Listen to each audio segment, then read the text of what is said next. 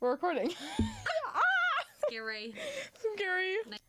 So I'm here with my life group leader and my friend, Hi, guys. Emma. And she is a junior here at Baylor. Sigum. Yes. And tell me a little bit what's like your major or like where you're from, that type of a thing. So I am a junior psychology major, and I have two minors, one in ASL and then the other in child and family studies. I'm from Dallas. Well, technically Dallas, but really Coppell, Texas. Little suburb of Dallas. Let's see. I'm involved in Vertical on campus, which, if you don't know, repping the merch right here. Vertical. Is an on-campus ministry where a bunch of college students gather together on a Monday night at 9 p.m., which everybody says is really late, but then you still get a lot of people going, and I'm like, it can't be that late if we have that many people. Where we just spend time worshiping the Lord and just spend time opening the Word, and I love that. It's awesome. And so I get to serve on the executive team there, which is really super cool. Love all my peoples. They're fun. It's a good time. And then I'm also involved in my sorority, Kappa Chi Alpha. Love it. It's awesome. Met some of my best friends there. So that's me in a nutshell. Oh, I love that. What's like, awesome. Do you have a favorite memory with Vertical or like? Back in the fall, there was one night, I don't know when it was, probably like October, like early October, something like that. And I had just been like wrestling over, do I want to step into exec for KXA or do I want to step into exec or just like something for Vertical? And I was like, you were like exec for my sorority or exec for Vertical. Exactly. I was like, now do I want like this one that I've like wanted for so long, or do I like have this one because it feels like it's the right next step because it's like I'm on leadership? Was the one you'd wanted for so long was your sorority? Yeah, the one I wanted for so long was like the position in my sorority, and like I didn't get it the year before, and I was like, I want this so bad, and like I've seen like how good it can be, like I want that, and I want to step into that role. But I was also like, you know, exec for Vertical just feels like the next step, because I was like, okay, where do you go from team lead? Like, do I do that again, or do I do exec, or do I step down? Like, just like this inner like wrestle. And I was like, God, just like show me where you want me. And I was praying about it all semester long, because I was like, I don't want to step into this decision lightly, just because it can impact so many people no matter what I choose. And then one night at Vertical, we were doing worship in the round, and Miles was talking about using your spiritual gifts. And so he was talking about like all different kinds of spiritual gifts. And at one point he was like, you can like take this test, pulls up a QR code, and I was like, okay, maybe I'll take it later. And so like one of his last points was about like, if you're not serving with your heart, then you're not serving. Like that, if it's not out of your heart posture and it's just like for the title or for personal gain, like it is not true service. And I was like, wow, like God, you know what? Like just show me where you want me. Like I want to serve you in the best way possible. Like I don't want to be selfish. And it was the craziest moment ever. The only time I have ever audibly heard God, he was like, don't do exec for KXA. And I was like, what? Like, oh my God. I was like, where are you at? I was like, so is it not right now? Yeah. Like, is it a no, or is it a I need to change my heart posture? And he goes, no. I was like, oh my gosh. Okay, so I don't know what this means anymore. Like, where am I going? Like, so I like immediately went home and I told my roommate about it, because I was like, if I don't tell anybody, I'm not going to do anything about it, and then I'm just going to run and be disobedient. And so I talked to my roommate, and she was like, I know it's scary, but like it's exciting. God's gonna do something awesome. And so I still was like, okay, does he want me like in a team lead role again, or should I try for exec? And like I just talked to so many people about it and continued to pray through it. And I was like, you know what? I'll try exec. If I don't get it, I can go for team lead. Like it doesn't matter, wherever God wants me. And like he so faithfully provided a position on exec that like I was kind of nervous about, because I was like, I know I could do the job, but like, could I steward it well? And just seeing how faithful he has been, like, it's opened my time more. But also, like, I get to dive in so much deeper with the community on that team. So it's super sweet. Just so many a precious story. There's so many crazy moments that I just get to witness at Vertical and just hear about. Like, the amount of people that have like run up to Miles and been like, Vertical changed my life. And like he doesn't even know them, and he's like, wow, like I'm glad That's you got really to sweet. encounter God there, and it's like there are so many stories we'll never know of the faithfulness of that ministry. That's so yeah. sweet. I love hearing about that. But- Sweet. Well, I would love to ask you because Tell me all the reason, like, let's talk about how we know each other. Okay. Because, okay. I love this. Okay, I love this too. So the reason I know you is because I joined your life group. What? Crazy thought. Yes, I know. And did so indeed. I was so you're a life group leader. I am. I was wondering if you could tell me what life group is Okay. and like how you got into the role of being a life group leader. Yeah. So life group is very similar to like what some people call like community groups at other churches. It's just a space for believers to gather together and to open the word and find accountability with one another. And that looks a little bit different in each life group and each stage of life that you're in.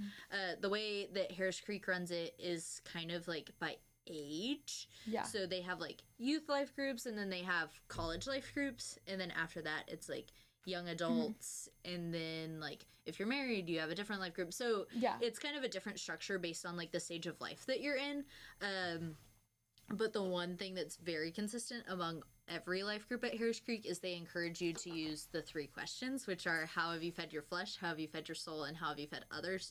And like diving a little deeper in those, like flesh is like sin struggles kind of things, or like how have you fed like into worldly ways. So it can be like falling back into a temptation, or just like how you might have gossiped this week, or like something that like kind of feeds like your humanity rather than God. How you fed your soul, like how you spent time with God this week, no matter what it looks like. And then how you fed others is like essentially how have you shared the gospel this week, but also like how have you been intentional to love on people this week. And I think sometimes we often forget that it's not just how have I loved on somebody, but it's how have I shared the gospel, like in words and in actions. I love it. It's awesome. Yeah. Sweet. And then how did you, so like, were you yes. involved in a life group like freshman, sophomore year? And then, or like, when did you take on the life group leader position? Okay. So freshman year, I did what a lot of the freshmen at Baylor did. I church hopped for a little while until I decided like I really did love Harris Creek and wanted to get plugged in there. So I did the membership class. I think it was around November. But there was like no times for any life groups that like worked with my schedule. And I was like, oh, like they're all filling up. Like I don't know what to do. And so then I ended up joining one in January when I got back. And it was with my leaders, Lauren and Kellen. Love them. Cute. They are amazing. I love them so much. And so our group was a bunch of freshman girls. And I didn't know any of them going into it. Some of them were roommates and others were just like pieced together from different parts of campus. And I feel like it was kind of hard freshman year because I was like, oh, I don't know these girls. They have an existing relationship. Like outside of this, like, am I gonna fit in? But just like seeing the growth that can happen, like even if you're like hesitant, like the Lord is still gonna work through it. And like Lauren and Kellen were so intentional with me, like getting to know me and like pouring into me. Just like cheered each other on, but also been like so accountable to one another that like if somebody like slips up or like fed their flesh really well and not their soul really and not their soul really well one week, we're like there for that accountability, but also to like give them grace in that truth. 100%. So like that's been really fun. And then at the end of last year, Lauren and Kellen were graduating, and so they were trying to see if anybody would maybe want to lead, like either start their own group or like continue the group that we had. And so they had asked me, and they asked Jordan, but I didn't know they had talked to Jordan. Jordan is our other life group leader. Yes. Yeah. Jordan's awesome. Also a junior. Yes, also a junior. She's a music girl. I love her. So they asked me and Jordan. I didn't know they had asked her. And I was like, oh, like, I'll consider it. Like, I don't really know if I'm, like, in the place to, like, lead people spiritually. I was like, I feel like I don't know enough. Like, it's not that the time commitment's too much, but, like, do I know enough to, like, lead this group of girls? I have no idea. And I got to talk with their mentor and just, like, talk it through. And she's like, honestly, like, it sounds like you could do it. You're just, like, kind of holding yourself back. Like, you're thinking it's all on you and not how God's going to work through you. And I was like, oh, you're so right. Yeah. And then she was like, I think you'd be great. Like, think about it more if you want to, but, like, we would love to have you, like, as a life group leader. And I was like, okay, like, let me, like, think about this. And I was like, you know what? Like, God's gonna work through it, even if I'm hesitant. And it was just, like, so wonderful. And I was like, I don't know who I'm gonna lead with. Am I taking over this group? Like, am I doing it by myself? Am I doing it with somebody I know? And I, like, when I was filling out the application, I just, like, put Jordan's name down. I was like, if she's doing it, I'd like to lead with Jordan Hammer.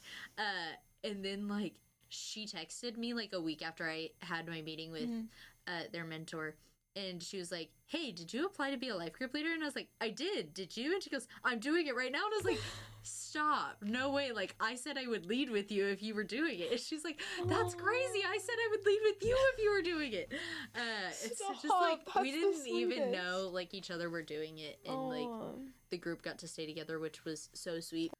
There was continued faithfulness in the group. And, like, even when Jordan and I would feel, like, a little discouraged, there would be, like, something so cool that we would learn from one of the girls that week, that it was like, it doesn't matter how small it is, like, God's still working and he still wants us to have this accountability in this community. And then you came in, which was so fun, because we were like, oh my gosh, it's our first new person. Really? I was your first new person? You were our first. Really? Yeah. Oh. No. Yay. And Jordan and I saw it and we're like, have you looked at your email yet? And we're like, oh my gosh, we have a new person. I can't wait. This is going to be so fun. And so, that's like, so sweet. We probably haven't said anything about this. But literally that first Sunday that you came, like, we met up in my apartment because we were like, okay, we should go and we should meet her together so that it's not like one of us is kind of like there and the other's not. And so we went and we were like, I don't know what this girl looks like. Who are we looking for? And then we were like, she's standing outside of car alone. Maybe that's her. And so we were like, let's just do it. Let's go say hi.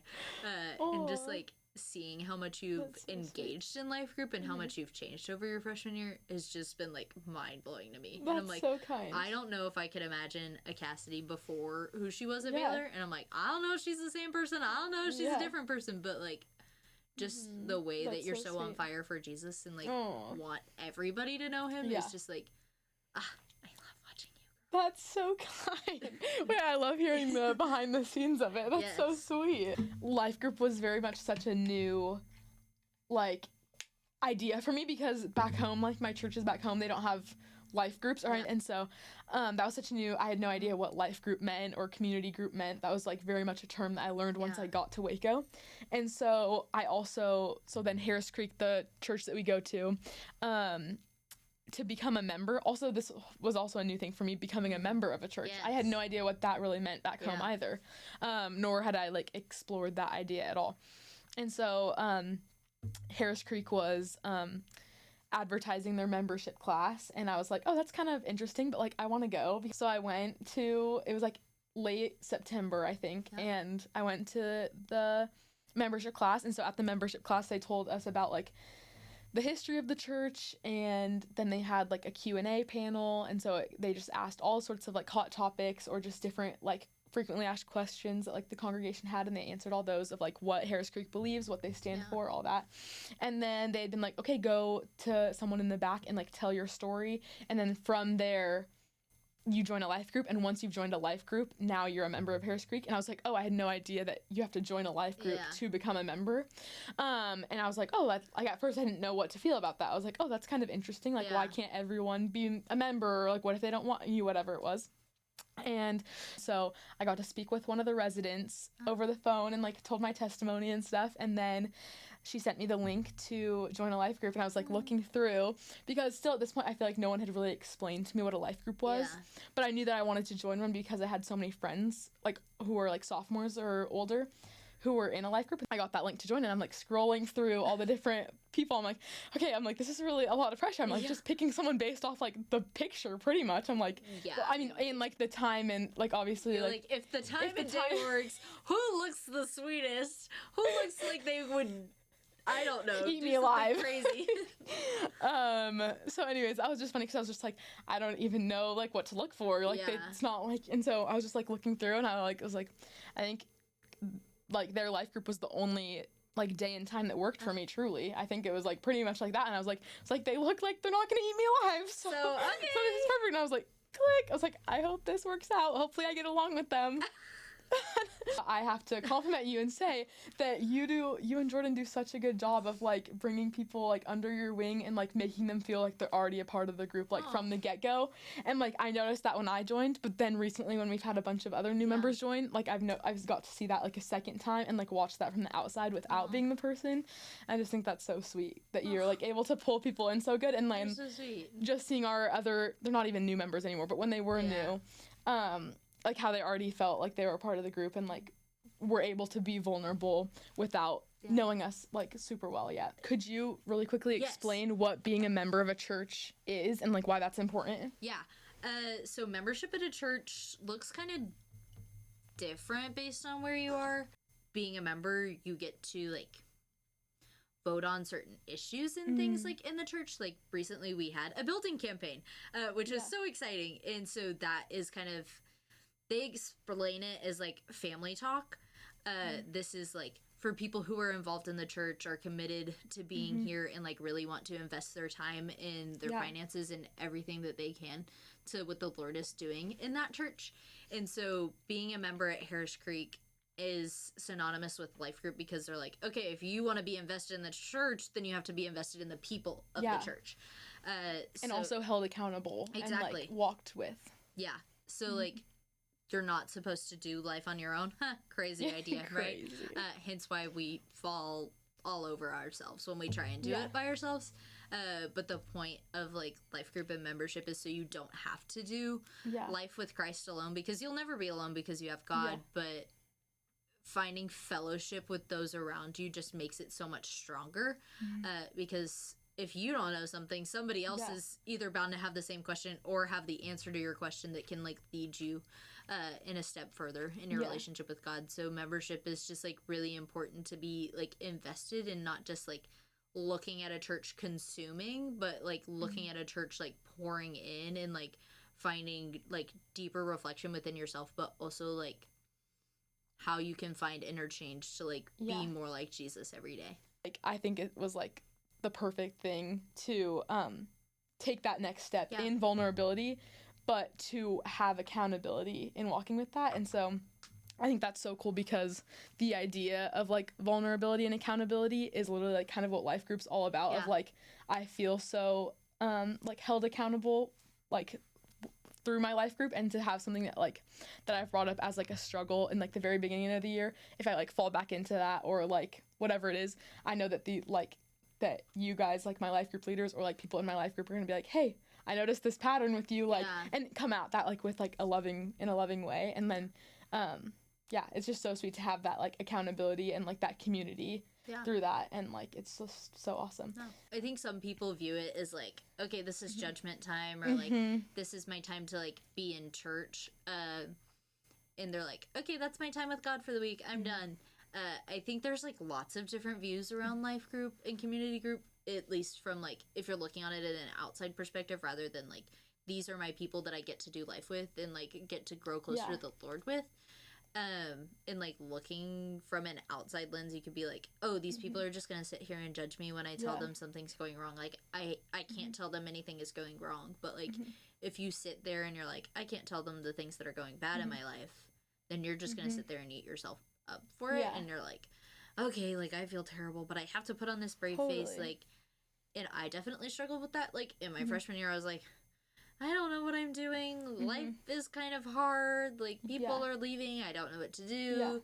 And just, like, kind of holding that back really didn't help my experience in life group, because I was like, okay, I don't really feel as close to the girls in my group. Like, yeah, the leaders know what's going on in my life and everything, but, like, the girls around me don't as much. And so I feel like when I really poured in sophomore year, I got a lot more out of it. And I was like, I'm learning so much more about God and, like, learning about, like, who I am, that, like, there is a difference between like sitting on the outside looking in and like being truly invested that I think makes all of the difference.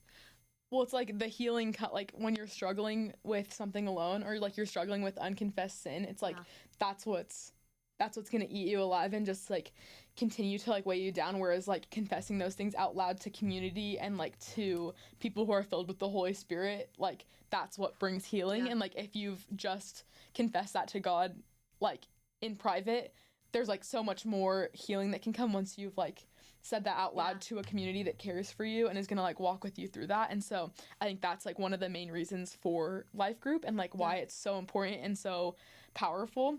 But I also think that like the thing that scares people, or at least I know like when I was like trying to explain to my parents what Lifegroup was, is like the phrase like how I fed my flesh. Like that's such a scary like term for people, and they're always like what does that mean? Like that doesn't sound right. And so I feel like understanding what that means and like taking that as not such a scary thing, but really just as that's like your accountability part.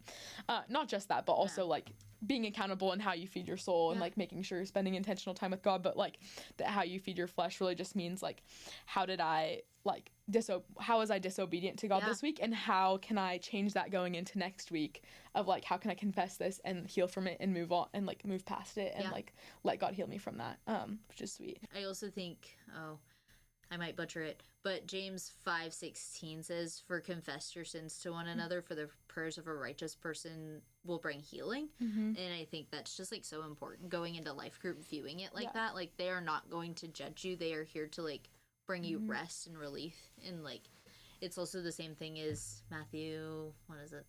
I think 11:28 says.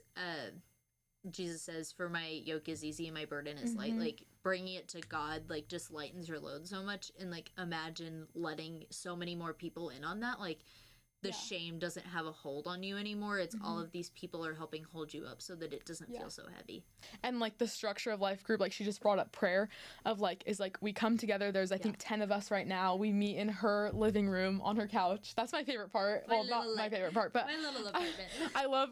Since being in a dorm, I don't have a couch. My roommate and I always talk about, like, we always look forward to the next time that we can, like, sit on a couch. And so we, like, look forward to Lifegroup.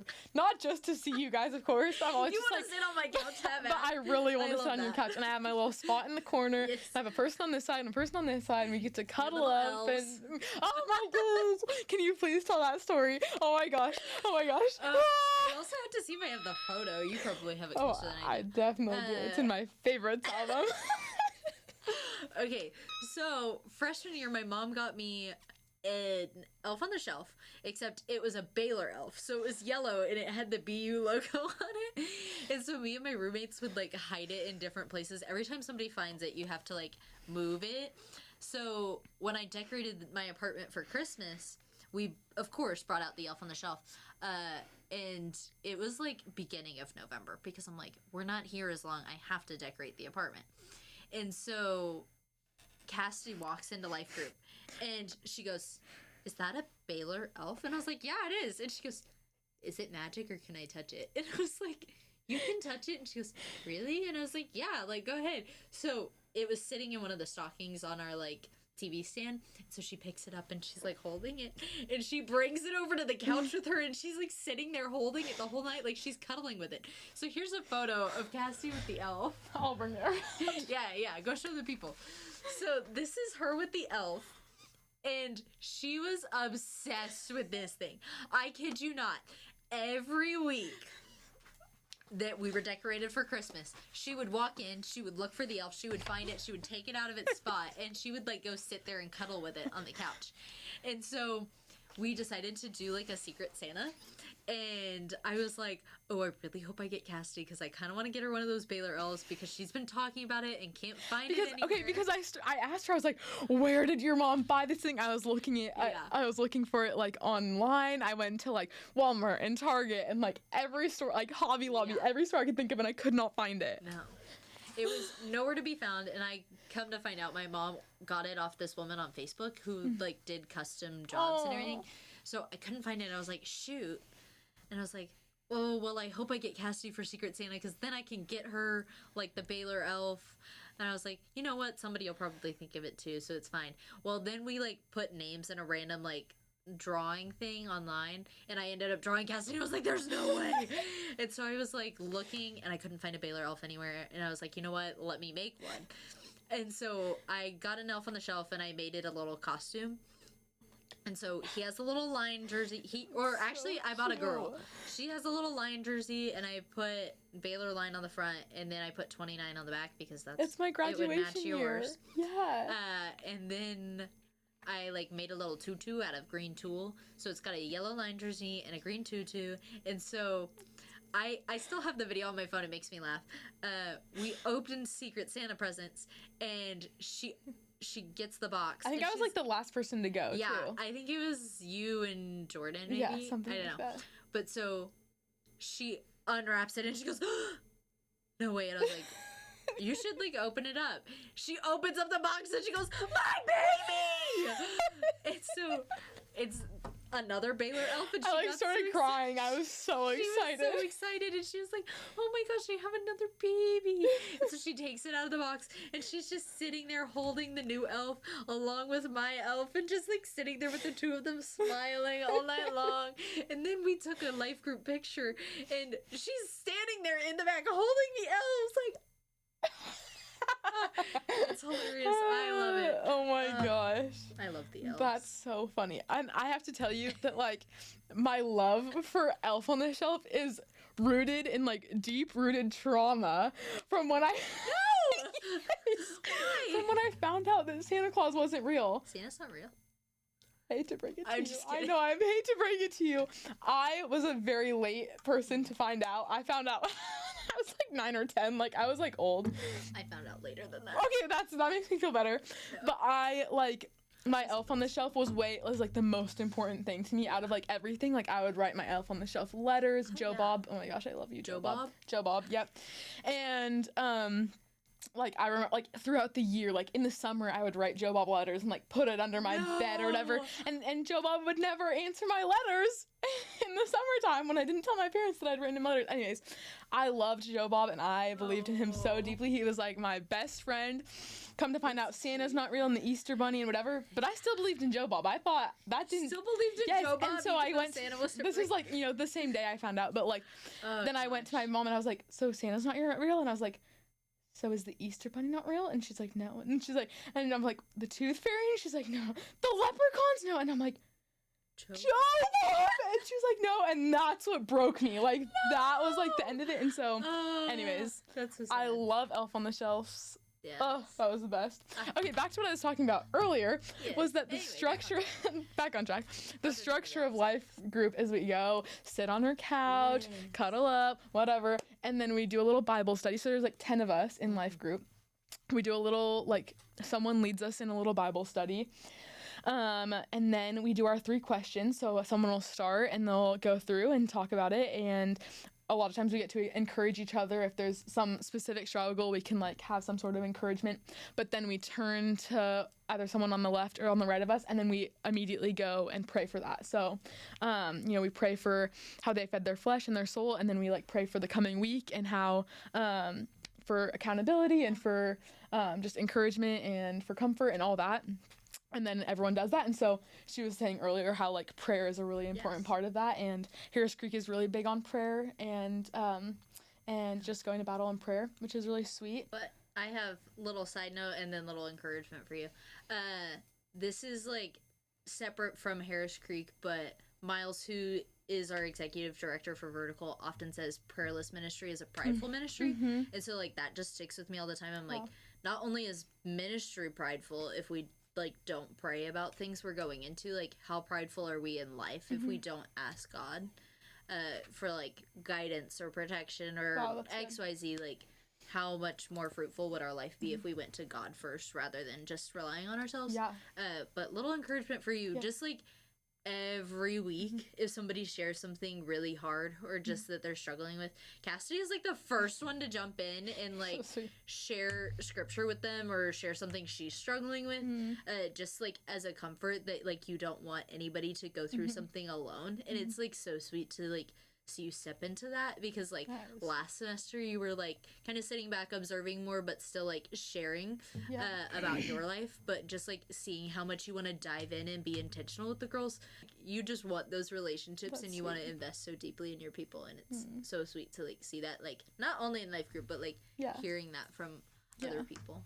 That's so kind. I appreciate the encouragement. Yeah. I did have one thing I remembered. I remembered, you made me remember what I was going to say, was that, I think right before I joined a life group, someone encouraged me, and they said, like, you know, when you pick a life, because I think when I was planning on joining a life group, I was like, you know, I'm already involved with a lot of things. Like, I don't know how good I can commit to some things, but I was like, I'm just going to join a life group, and if I can go, great. If I can't, that's fine, whatever. Like, I didn't really think of it as being, like, something I needed to commit to. And I was just kind of, like, thinking of it as, like, a Bible study that, like, a lot of people were going to go to, and I was just going to show up sometimes and not other times. And so, right before I joined a life group, one of my friends who is also a junior and she's a life group leader, she encouraged me, and she's like, whenever picking a life group, she's like, pick a time that you're going to be able to commit to and guard off those 2 hours of your week and, like, really plan ahead and be able to, like, commit to it. And so I was really glad that I was able to go in with that mindset of, like, okay, this is time that I'm going to sacrificially, like, go about my week leading up to life group so that I can be intentional and always show up to life group. And so my roommates joined life group later than I did, but when they were joining life group, I was like, hey, think about life group as, like, a class or your job or something where, like, you're not going to miss life group because you have an assignment or because you have whatever, but, like, think of it as, like, you know, if you're sick, obviously miss it, but, like, I, you know, really prioritize life group. It's like, and I think the more that I do that and I really prioritize that and make that something I'm so committed to, the more I get out of it, because I'm going with that to the intention of, like, this is my accountability, this is, like, my community, and I need to, like, go to that because that it is what it is. It's life group. This is, like, the group that's bringing me, like, fulfilling life. And so I feel like let that be an encouragement to other people in joining a life group, because I feel like a lot of people can go into it with my same mindset that I had prior and just think of, like, oh, this is just another group. But I think those people don't get quite as much out of it as you would if you did truly prioritize it and, like, use it for what it's meant to be. And so whenever I hear of someone joining a life group, I just, like, kind of let them know that of, like, hey, like, really prioritize this and make this a top commitment and like and then, like, you know, see what it's going to bring to you. And, like, so that was a little side note. But part of the why membership equals life group at Harris Creek is, like, so much more intentional, because it's like, okay, you can't just drop off the face of the earth and expect us not to, like, seek you out, because, like, Jesus went and found the one. 100%. So, like, why would we leave the one behind, even if, like, hey, if you're going to another life group because a different time works better for you, awesome. Like, different seasons of life bring different things, and, like, just knowing that people are out there and care for you, and it's not just I'll go once and see how it is.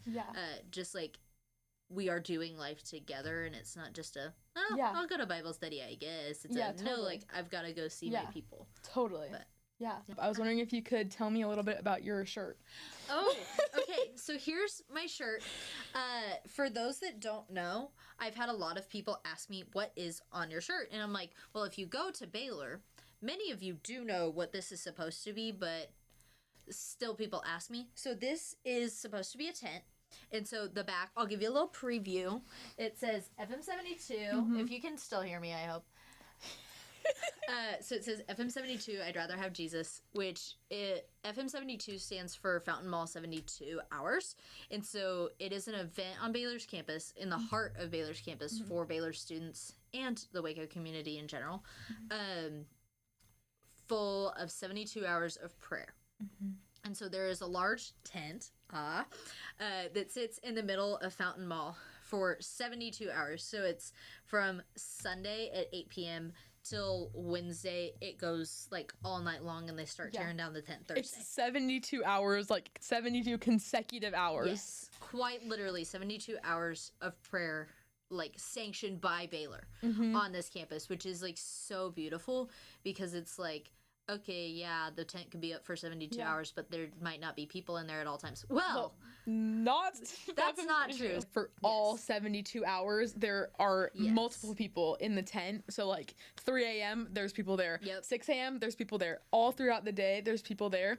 8 p.m. every single night, Sunday through Wednesday, there is a message that a speaker will come and give. And so sometimes they're from churches in Waco. Other times they're professors or like involved like in the Baylor community in other times, they are people from ministries far and wide. Like this year we had a guy come speak and he was from Hawaii. And he goes around and just like equips people to go out and do evangelism, and I got to go to one of his trainings during the week, and it was incredible just the way he talked about like how his mindset has changed on evangelism through the years, and like how it's more relational for him than just like, you know, Jesus, if not, you're going to hell. And also these messages are happening on a giant stage, and then the entire, so Fountain Mall is like a location on campus. It's this big, long, grassy field. So the stage is set up on one side of it, and then like thousands of students and adults and faculty and staff like bring their blankets and sit down on this lawn, and then the tent's at the very back. And so this message, you know, hour and a half long, whatever it is, and then afterwards everybody goes and runs into this giant tent, and on the sides of the tent are all is scripture and tapestries and paintings, and it's like this beautiful setup in the tent. All of the planning that goes into the tent is like so intentional every year. They always pick kind of a different theme to go on either the whole tent or just like each wall is a different theme. I can't remember what they were this year, but they asked different students on campus to like do artwork or like scripture or whatever they want that goes with that theme. And it's like so beautiful to see like the unity on this campus. Like sometimes I don't always feel it just because I'm like, oh, it feels like, oh, what church do you go to? Oh, that's awesome that you go to church, but like that's not my church, so a little less involved there. But like seeing that as a time where the unity in Waco is so present, especially on Baylor's campus, because it doesn't matter what church you go to, it doesn't matter what ministry you're a part of, we're all worshiping God and just wanting to see his name magnified across our campus. And like I can reach areas of campus you can't. You can reach areas of campus that I can't. Like I can't be in the dorms, you know? Like it's just little things like that where if we all stopped focusing on, oh, what church do you go to? What ministries are you involved in? Like who do you do Bible study with? If we stopped focusing on that, we would just see that we're all united under one God, and our mission is all the same no matter how we do it. Like we're all here to worship God and to make others know him. Like that is your purpose, is to know God. But FM72 is by far my favorite event on campus, and like Baylor has a lot of different traditions, whether that be like Christmas on 5th or Dia or running the line, whatever it is. But FM72 was like no other. It was really is. I dream about FM72. It was just that good. I feel like a big theme for me this year, while being at Baylor, has been the transition from being a believer to being a disciple, and then hopefully soon enough going from a disciple to a disciple maker. And so I think you're already doing that, honestly. Thank you. You're so kind.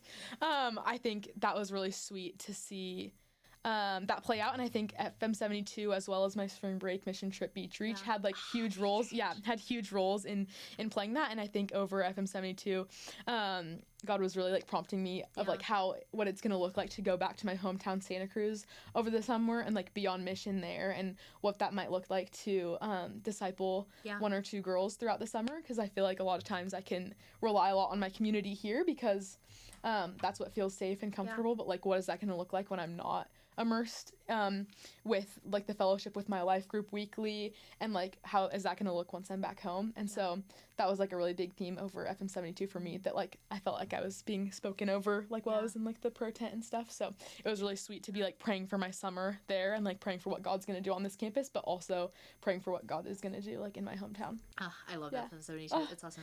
Yay! Do you have a favorite part of FM72? I mean, you talked a little bit about like what it meant to you, but like is there something like either in the tent or like during a message that really stuck out to you that you like share with people like over and over again?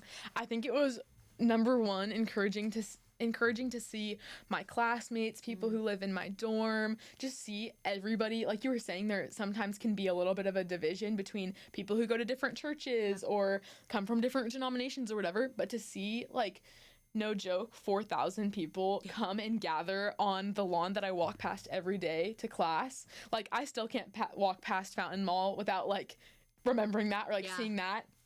And So I think number one, it was really sweet to see everyone just come together and be so excited and like ecstatic about what the night was about to hold, and like, and then the worship come on, and then everyone's just dancing around and clapping and just so hyped. And that was just awesome. And then I think every night the message was just so encouraging, and I felt so convicted of, I was like, wow, you know, like that really speaks to me, and like how can I be implementing that into my life? And then yeah, just to be going to the prayer tent and like seeing people and getting to sit down with them and pray with them, and then ask for prayer and be like, you know, could you give me some encouragement in this area or that area? And just, I mean, overall, it was just such an awesome event. And I think it was sweet to hear people who are older than me, who this isn't their first FM72, and be like, I've been waiting all year for FM72 because last year I met some of my best friends ever. Or like, you know, God did so much last year in this, and like, I've been waiting to come back to like get to experience this a second time. So that was also cool, because I was like, wow, like to hear that from other people, it was really sweet.